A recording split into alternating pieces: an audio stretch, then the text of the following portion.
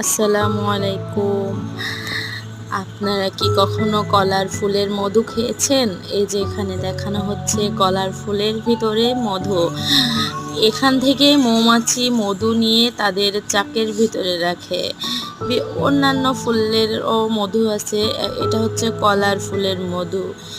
এটা খাইতে খুবই সুস্বাদু। অবশ্য আমি খাই নাই এখনো, আর আমি জানতামও না আগে থেকে যে কলার ফুলের ভিতরে মধু থাকে।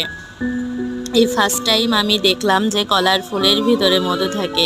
এই যে এখানে দেখাচ্ছে যে ফুলের ভিতরে মধু, এই যে অনেক গাঢ় মধুটা দেখছেন।